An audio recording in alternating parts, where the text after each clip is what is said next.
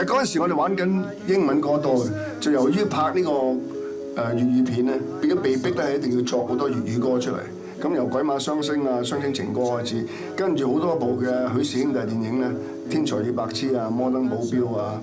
就每一部電影都需要主題曲，粵語嘅歌，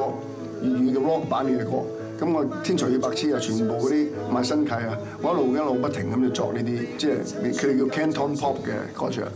為兩餐乜都肯制啊，前世撞正輸晒心翳滯啊，無謂頭無發達一味靠穩定，鬼馬雙星噱頭勁，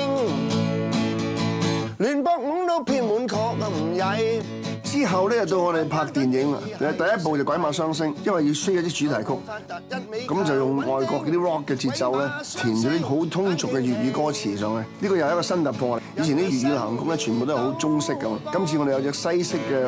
rock and roll 節奏嘅粵語歌咧，咁啲觀眾咧又覺得好新奇。做老千梗好揾個皇帝，扮蟹奶嘢真正係滑稽，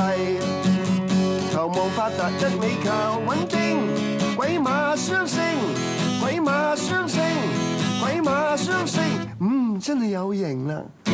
我哋作得我哋係好即興嘅，即係譬如鬼馬雙星咧，Michael 話喂，我哋需要首主題曲咁嗰時我哋睇個片場嗰度咧，就攞住個吉他玩啲 rock， 咁啊同阿薛志雄大家坐喺度咧，兩個喺度